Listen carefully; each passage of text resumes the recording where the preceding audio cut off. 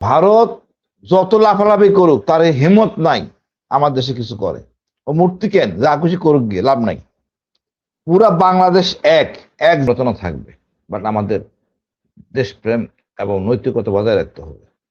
৭১-৭১-এর জায়গায় তাকে অবজ্ঞা করব না, ২৪-২৪-এর জায়গায়, দুটা দুই জায়গায়। সংখ্যা নিয়ে ভুল ত্রুটি হইতে পারে, অনেক লাশ গুম হয়ে গেছে, অনেক লাখ আসে নাই, ঠিকানা ঠিক নাই।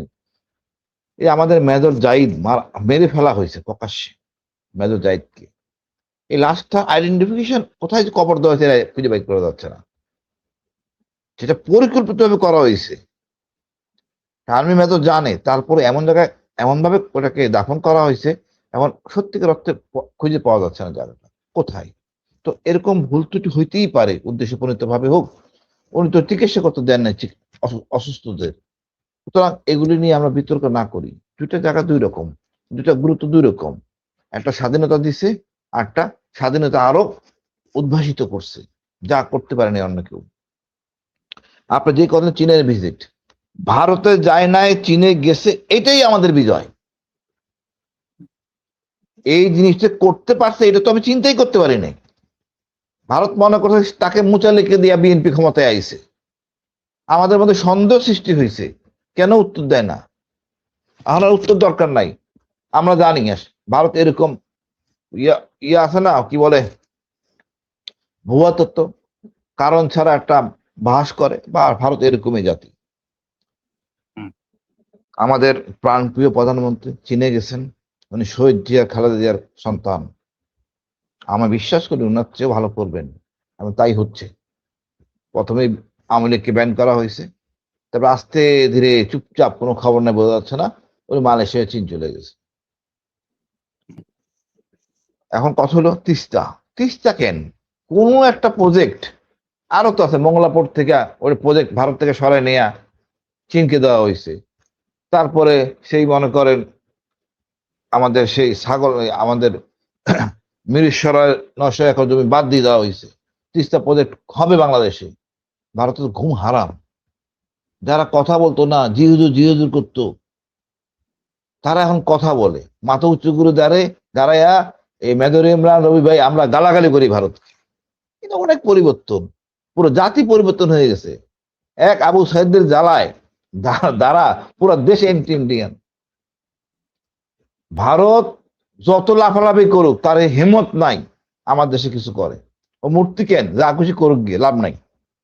পুরা বাংলাদেশ এক এক জাতি, এইটা আমি প্রথম থেকে বলি সবসময়। এর যে কত শক্তি আপনি বুঝতে পারেন না। ভারতের কি ঠেকা পড়ছে, উত্তরপ্রদেশের লোক এসে আমার এখানে মরবে সীমান্তে? কোনো কারণ নেই তো। সীমান্তে তার কাটে এপার ওপারে, কিন্তু আত্মীয়, খোঁজ করে দেখেন, আজকে 50 বছর আগে আত্মীয় ছিল।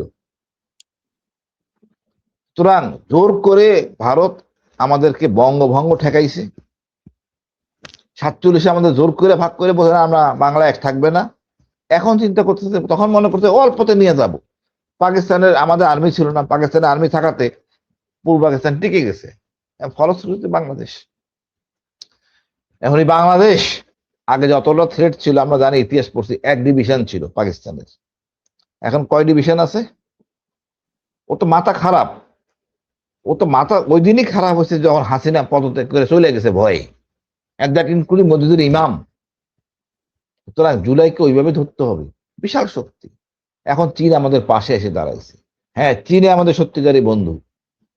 শহীদ জিয়া এই বন্ধনটা ঠিক করছে। ইনশাল্লাহ আমরা আমাদের মতো করব, আমাদের যা দরকার তাই আমরা চাইবো, তাই আমরা করব। ভয় পাওয়ার কিছু নাই। আমরা আজকে কথা বলতেছি, আগামীতেও কথা বলবো, কোনো সমস্যা হবে না। চীন পাশে থাকলে দেখবেন আমরা অন্যান্য দেশ আমাদের সাথে আসবে, টার্কি আসবে, ইরান আসবে, সৌদি আরব আসবে, পাকিস্তান আসবে। ইনশাল্লাহ আমাদের বিজয় হবে। আর ইরানে যাওয়ার পরে কোনো ভয় পাওয়ার কিছু নাই। 90 দেশের লোক আসলে কারে, এমনি আমেরিকা বিতর্কে ইরান নিয়ে, আমেরিকা বোম্বারকে 90 দেশের গাজালা মানে শত্রু হবে? কোনোদিন না। তার ব্যবসা বাণিজ্য করতে হবে। আর ওইখানে আপনার যে, হ্যাঁ, ইসরায়েল দুষ্টামি করতেই পারে, বাট আমার বিশ্বাস করবে না। আমরা ইরানে আমাদের স্পিকার যাচ্ছে, আমরা গর্বিত। এটা সুন্দর একটা সিদ্ধান্ত হয়েছে। আমাদের সম্পর্ক সৃষ্টি করতে হবে ইরানের সাথে। এবং সৌদি আরবের সাথে, যাতে আমরা কোনো বিপদে না পড়ি এবং কোনো ছোটখাটো সমস্যা আমরা তার থেকে উদ্ধার হতে পারবো। আমাদের জনসংখ্যা রপ্তানির জন্য সৌদি আরব খুবই দরকার। আমাদের হয়তো সোনার খনি নাই, রূপার খনি নেই, তেলের খনি নাই, বাট আমাদের একটা খনি হলো সেটা জনসম্পদ। এটাকে দক্ষ শ্রমিক বানাইতে হবে, বানাইয়া এদেরকে সম্পূর্ণ বিনা খরচে পাঠাইতে হবে। সরকার ইনভেস্ট করবে 80-90 হাজার টাকা, টাকাটা ফেরত আসবে আপনার কাছে, কোনো সন্দেহ নেই।